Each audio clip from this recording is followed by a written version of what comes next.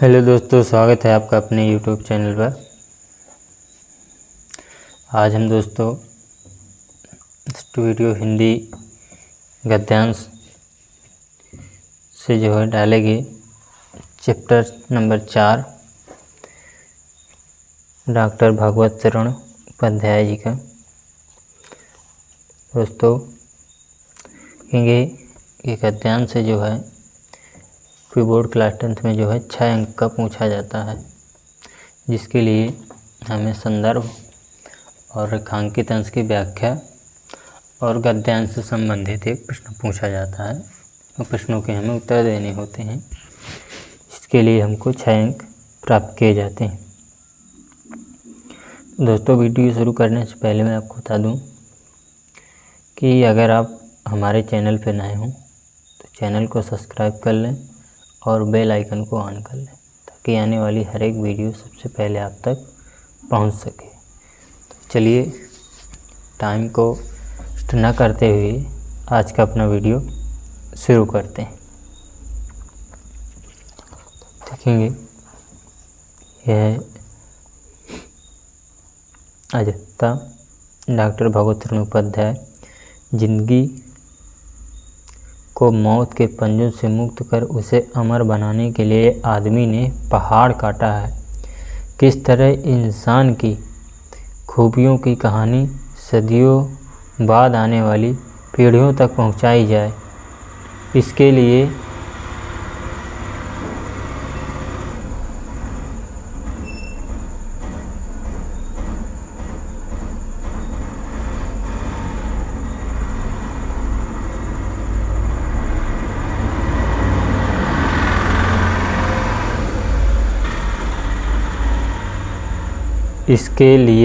आदमी ने कितने ही उपाय सोचे और किए।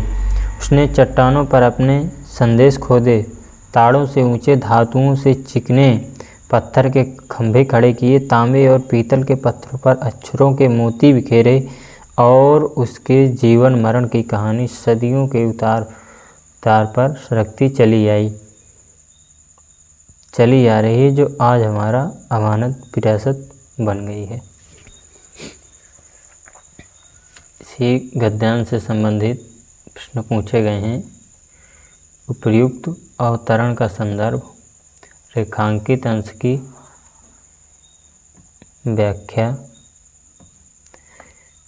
नंबर है, इंसान की विशेषताओं को पीढ़ियों तक पहुंचाने के लिए आदमी ने कौन सी युक्तियां सोची और की है।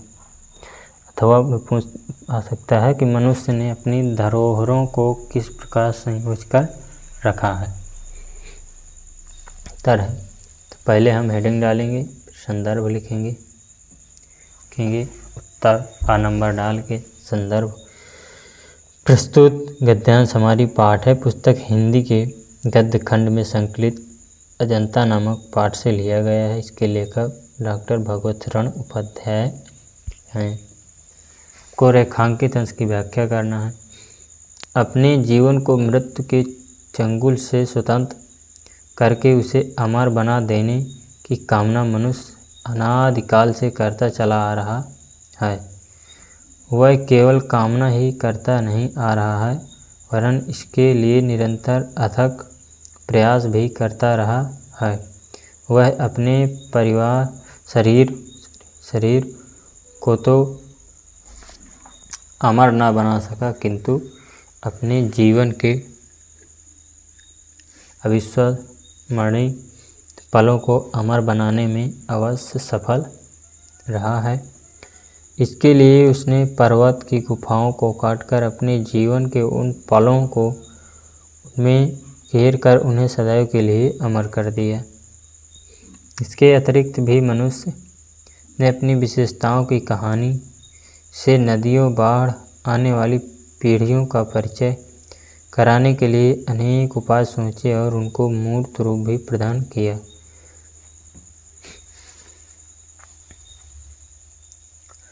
नंबर था हमारा प्रश्न, इसी का जो है पे दिया गया है।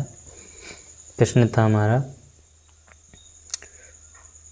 इंसान की विशेषताओं को पीढ़ियों तक पहुंचाने के लिए आदमी ने कौन सी युक्तियां सोची और की है? इंसान की विशेषताओं को पीढ़ियों तक पहुंचाने के लिए आदमी ने चट्टानों पर अपने संदेश खोदे, चिकने पत्थर के खंभे गढ़े, तांबे और पीतल के पत्थरों पर अक्षरों के मोती बिखेरे, जो सदियों से सरकती चली आ रही, जो हमारी अमानत विरासत बन गई है। ये दोस्तों इसी चैप्टर नंबर 4 अजंता से भगवत शरण उपाध्याय जी द्वारा रचित नेक्स्ट गद्यांश को बता रहे हैं। ओके,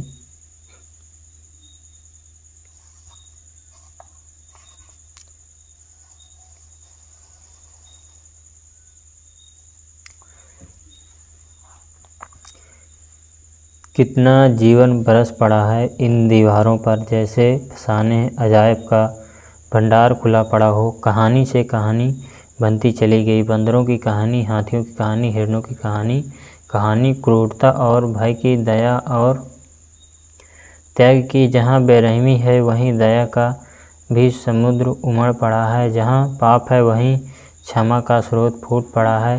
राजा और कंगले, विलासी और भिक्षु, नर और नारी, मनुष्य और पशु सभी कलाकारों के हाथों सिरजे चले गए हैं। हैवान की हैवानी को इंसान की इंसानियत से कैसे जीता जा सकता है, कोई अजंता में जाकर देखे। ये हमारा गद्यांश हो गया। और ये यहाँ कितना जीवन बरस पड़ा है, यहाँ से लेकर के है क्षमा का सोता फूट पड़ा है, यहाँ तक जो है रेखांकित अंश है। तो उपयुक्त गद्यांश का संदर्भ लिखना है। 12 नंबर में जो है गद्यांश में रेखांकित अंश की व्याख्या, यानी कि यहाँ से लेकर यहाँ तक की में व्याख्या करनी है। और 6 नंबर में है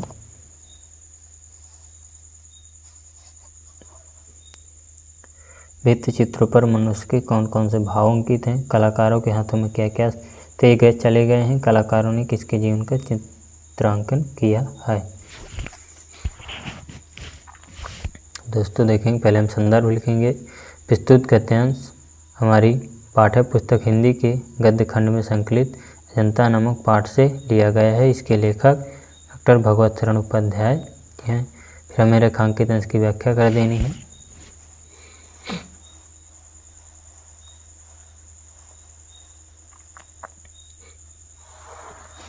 रेखांकित अंश की व्याख्या है। प्रस्तुत पंक्तियों में लेखक कहता है कि अजंता की गुफाओं में दीवारों पर बने चित्र इतने सुंदर हैं कि उन्हें देखकर लगता है कि दीवारों पर जीवन उतर आया है। अजंता के इन भित्ति चित्रों में आश्चर्यजनक कथा कहानियाँ सिमटी हुई हैं। चित्रों का एक दूसरे से ऐसा सामंजस्य है जैसे कि एक चित्र की कहानी से दूसरे चित्र की कहानी जुड़ी हुई है। सभी कहानियाँ श्रृंखलाबद्ध हैं। यदि जानवरों की कहानियाँ हैं तो उनमें बंदरों की कहानियाँ, हाथियों की कहानियाँ, हिरणों की कहानियाँ आदि की श्रृंखला बन गई है। मानवीय भावों को प्रदर्शित करने वाली कहानियों में क्रूरता और भय की, दया और त्याग की कहानियाँ चित्रित हैं। इस श्रृंखला में यहाँ निर्दयता को चित्रित किया गया है, वहीं दया की कहानियों का भी सुंदर चित्रण है। मानो दया का सागर ही वहाँ उमड़ आया है। जहाँ पाप का चित्रण है वहाँ क्षमा का चित्रण है। मानो क्षमा का अजस्त्र स्रोत वहाँ से निकला है।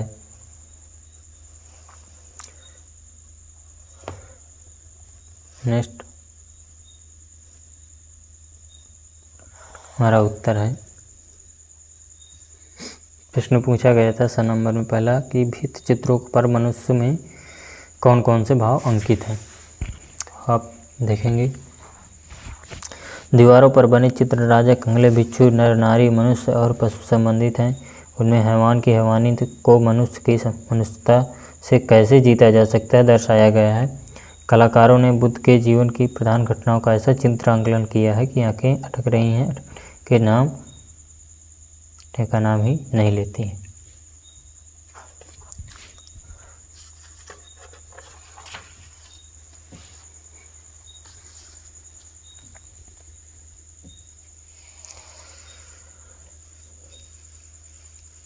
तो में आप देखेंगे बहुत ही इम्पोर्टेंट है, जो कि अक्सर परीक्षाओं में पूछा जा चुका है। गद्यांश को आपको ज़रूर तैयार कर लेना है, तो समझ लें या तो याद कर लें। तो संदर्भ तो याद ही हो जाता है, रेखांकित अंश की व्याख्या अपने शब्दों में कर देते हैं, और जो उपयुक्त गद्यांश जो होता है उससे संबंधित एक नीचे प्रश्न पूछता है, उसी से उत्तर अपनी भाषा में समझ के लिखते हैं। तो देखेंगे हमारा नेक्स्ट गद्यांश है, अजंता संसार की चित्रकलाओं में अपना अद्वितीय स्थान रखता है। इतने प्राचीन काल में इतने सजीव, इतने गतिमान, इतने बहुसंख्यक कथा प्राणी चित्र कहीं नहीं बने। अजंता के चित्रों ने देश विदेश सर्वत्र की चित्रकला को प्रभावित किया है। उसका प्रभाव पूर्व के देशों की कला पर तो पड़ा ही, मध्य पश्चिमी एशिया भी उसके कलाकार प्रभाव से वंचित न रह सका। उपयुक्त गद्यांश का संदर्भ, उपयुक्त गद्यांश का संदर्भ, रेखांकित अंशों की व्याख्या, अजंता किस कला के लिए अद्वितीय स्थान रखता है, ऐसे है उपयुक्त गद्यांश का संदर्भ। पहले प्रस्तुत गद्यांश हमारी पाठ्य पुस्तक हिंदी के गद्य खंड में संकलित अजंता नामक पाठ से लिया गया है। इसके लेखक डॉक्टर भगवत शरण उपाध्याय हैं। रेखांकित अंश की व्याख्या जो है देखेंगे, रेखांकित अंश की व्याख्या यानी कि हमें यहाँ इतने से लेके इतने प्राचीन काल के वंचित न रह सका यहाँ तक की करनी है। संदर्भ, प्रस्तुत गद्यांश हमारी पाठ्य पुस्तक हिंदी के गद्य खंड में संकलित अजंता नामक पाठ से लिया गया है। इसके लेखक डॉक्टर भगवत शरण उपाध्याय जी हैं। अब आप रेखांकित अंश की व्याख्या देखेंगे। पहले ये लीजिए, बस गद्यांश का इतना उत्तर है। ये आपका संदर्भ हो गया से यहाँ तक, रेखांकित अंश की व्याख्या हो गई यहाँ तक, और ये जो नंबर में लास्ट में अजंता किस कला के लिए अद्वितीय स्थान रखता है, उत्तर हो गए उपयुक्त गद्यांश। देखेंगे संदर्भ, प्रस्तुत गद्यांश हमारी पाठ्य पुस्तक हिंदी के गद्य खंड से संकलित अजंता नामक पाठ से लिया गया है। इसके लेखक डॉक्टर भगवत शरण उपाध्याय जी हैं। रेखांकित अंश की व्याख्या है, प्राचीन काल में संपूर्ण विश्व में कहीं भी अजंता के चित्रों के समान इतने प्राणवान, गतिशील जैसे बहुत अधिक संख्या में चित्रकथाएं कहीं नहीं बनी प्राप्त होती हैं। अजंता के इन प्राणवान चित्रों का प्रभाव पूर्ववर्ती देशों की कलाओं पर पड़ा ही है। इसके अतिरिक्त मध्य और पश्चिमी एशिया देश भी उसके हितकारी प्रभाव से मुक्त नहीं रह सका। आशय यह है कि अजंता की चित्रकलाओं का प्रभाव संपूर्ण एशिया के देशों की कलाओं पर स्पष्ट रूप से पड़ा है। जो हमारा 7 नंबर का प्रश्न था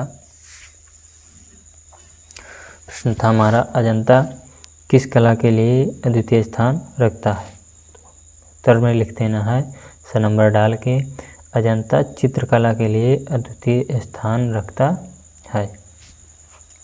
देखेंगे कि ये हमारा संदर्भ हो गया यहाँ तक, ये रेखांकित अंश की व्याख्या हो गई, 6 नंबर का उत्तर हो गया। और तो इम्पोर्टेंट है ये देखिए, ये हमारा ये प्रश्न होते हैं भाषा में, जिनके लिए 2, 2, 4, 2, 6 अंक निर्धारित किए जाते हैं। और ये हमारा यहाँ से ये अजंता से लेकर के यहाँ तक ना रह सका एक गद्यांश हो गया। अब देंगे, और गद्यांश 2 आते हैं अथवा में 1 आता है, जिनमें से हमको 1 को करना होता है। तो जो 2 में से 1 अधिक मात्रा में याद होता है, सरल लिखने में होता है, उसी को हम करते हैं, जिससे कि बोर्ड द्वारा हमें पूरे नंबर मिल जाए। वो आशा करता हूँ कि आज का वीडियो आपको पसंद आया होगा। इससे पहले कि अगर आप हमारे चैनल पर नए हों, प्लीज़ हमारे चैनल को सब्सक्राइब कर लें और बेल आइकन को ऑन कर लें, ताकि आने वाली हर एक वीडियो सबसे पहले आप तक पहुंच सके। तो लाइक, शेयर और सब्सक्राइब